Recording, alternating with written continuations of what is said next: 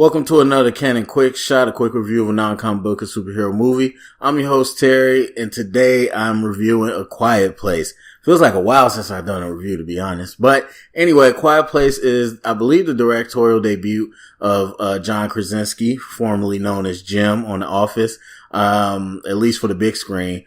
This movie features him in the lead role with his real-life wife, Emily Blunt, and, some kids. So, man, if you don't know what A Quiet Place is about, it's kind of a sci-fi horror movie that just puts us in the middle of, near future, Earth where some type of creatures have, arrived and they're pretty much killed everybody, and they hear sound, and that's how they hunt you, but they can't see, but they hear sound. So, and it's just about this family basically trying to survive and live life, without making noise and all that stuff. So, that's kind of the premise, but man, I love this movie.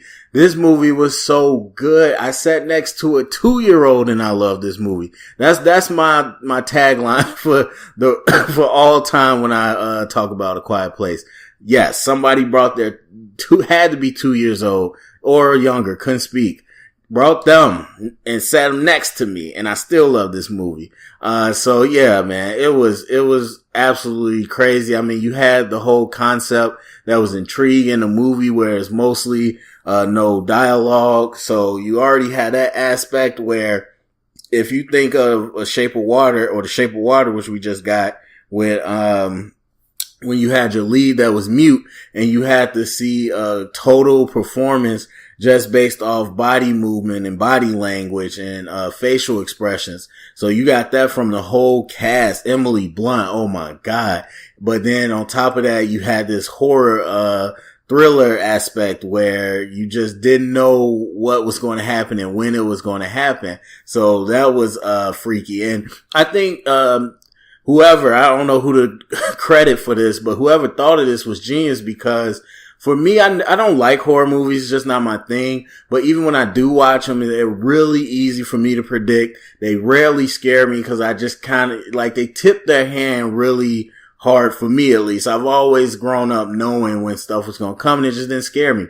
This movie worked because I would say 70% of it, I couldn't tell when it was coming because everything was so quiet leading up to it. And so when you hear noise of any kind, let alone like a scary creature, it's sudden and it gets you. So it didn't scare me, but it did. It was intense. It was tense.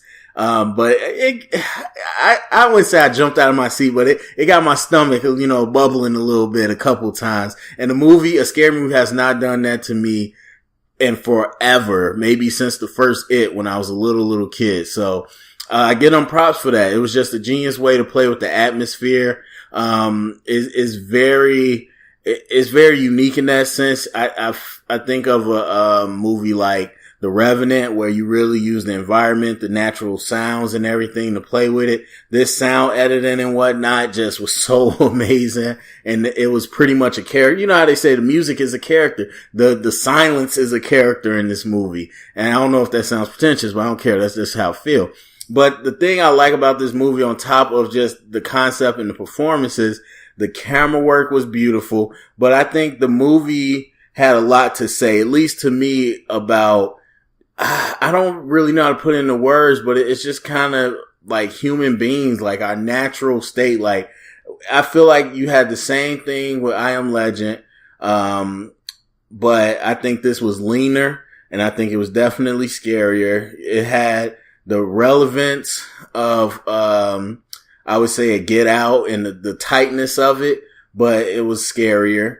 But it just had something to say about when we're put in those primal positions. And even though some people might not like it, I think it was a very clear dynamic of man and woman, of child and parent, of creature and human. And it was very primal and instinctive on that level. And I really appreciated that, but it still kept the emotion of us being complex human beings, where even if we break down society, where there's no rules, there's no laws, it's, hunt, or be hunted.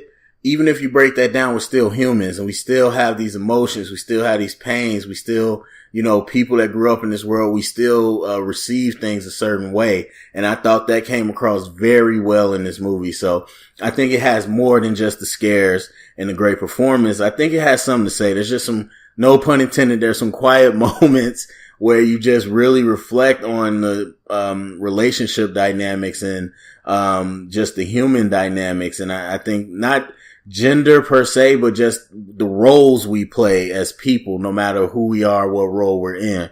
I think it's interesting on that level. So yeah, that's not, my non-spoiler thing. I'm gonna do a spoiler review, so probably wait till like Saturday or so. I'm trying to band together with everybody on the YouTube and wait to do spoilers. So even though nobody listens to me, but hey, I'm gonna wait to do a spoiler, so come back for that. But as far as the grade, I'm giving it 97%, man. It is A plus. So definitely go check it out if you got a chance.